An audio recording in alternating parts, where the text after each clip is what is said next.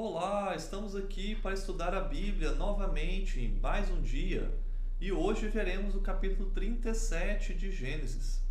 Esse é um capítulo importante na sequência da narrativa, porque é onde vai introduzir um personagem muito importante que veremos daqui para frente.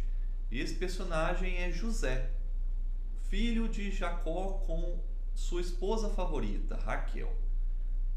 E o primeiro ponto que eu gostaria de destacar para vocês é que José era alvo do ódio dos seus irmãos. E a Bíblia, nos primeiros versículos desse capítulo, vai elencar os motivos para esse ódio dos irmãos. O primeiro deles é que José caguetava os irmãos para o pai. Ele contava o que eles faziam de errado. Quem que gosta de alguém dessa forma do seu lado? Mas a verdade é que os irmãos de José não eram muito bons assim. Então, as maldades deles acabavam ficando muito patentes e José não aguentava ficar perante essa maldade e dizia para o seu pai, para ver se o seu pai dava um jeito de corrigir os seus irmãos. E isso foi alimentando esse ódio. O segundo motivo para esse ódio é que Jacó amava José mais do que os outros irmãos.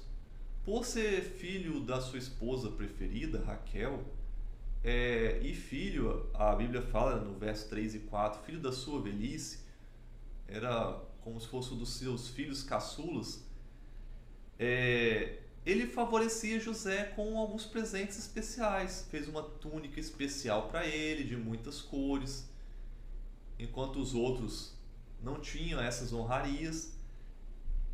O outro motivo, para esse ódio é que José teve alguns sonhos e contava esses sonhos para os seus irmãos. E esses sonhos denotavam um futuro de grandeza para José. Nesses sonhos apareciam os seus irmãos se inclinando perante ele, o servindo.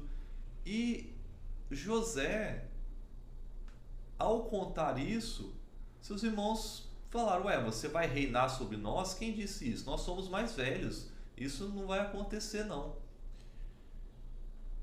E o último motivo está no versículo 11, é que os irmãos de José tinham inveja dele. Provavelmente eles invejavam o caráter também de José, porque, como veremos mais à frente, José era um menino obediente, era um menino que se comportava bem, que ele buscava estar próximo de Deus. E, como já vimos, os seus irmãos tinham maldade nos seus corações, faziam coisas erradas. E esse ódio para José leva ao segundo ponto de destaque da leitura de hoje, que é que, quando surgiu a primeira oportunidade, os irmãos de José intentaram o mal contra ele, intentaram matá-lo inclusive. E aí vemos nos versículos 18 e 19 que eles desejavam matar José, jogar o corpo dele numa das cisternas e dizer ao pai que um animal o havia encontrado e o despedaçado, um animal selvagem. E, na prática, eles fizeram as duas últimas partes, porque só o matar que Rúben acabou impedindo os seus irmãos de cometerem esse crime, e eles resolveram, depois de uma sugestão de Judá, vendê-lo a uma caravana de ismaelitas como um escravo. Então eles, de certa forma, se livravam do seu irmão e ainda ganhavam um pouco de dinheiro em troca. E o terceiro ponto de destaque da leitura desse capítulo é que Rúben, o irmão mais velho, se sentia meio que responsável pelos outros irmãos. Então, ao ele descobrir que José não estava mais na cisterna, e agora? O que a gente vai fazer? Como que eu vou dar conta ao meu pai sobre o filho que ele mais gosta que não está mais entre nós? E aí eles resolveram enganar o pai, dizendo que uma fera do campo o havia matado. Então pegaram a túnica dele, sujaram de sangue, provavelmente rasgaram e levaram essa túnica até Jacó para encobertar, né, o que eles haviam feito. E isso acabou sendo um desgosto muito grande, né, para Jacó. E o restante do final do capítulo diz, né, que Jacó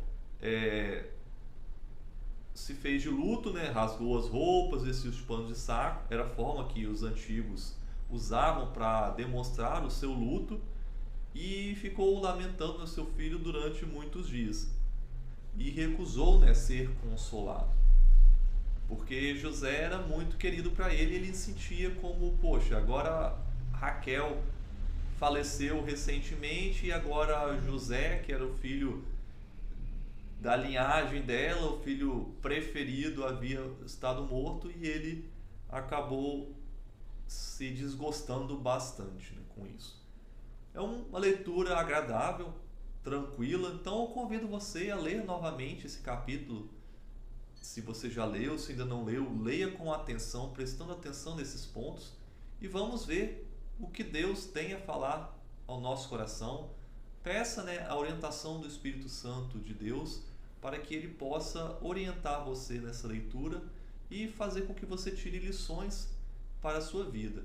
Se não, talvez não lições iguais às que foram colocadas aqui, porque tem muitas características ruins, mas em oposição às características aqui elencadas, a gente pode também tirar o que a gente não deve fazer.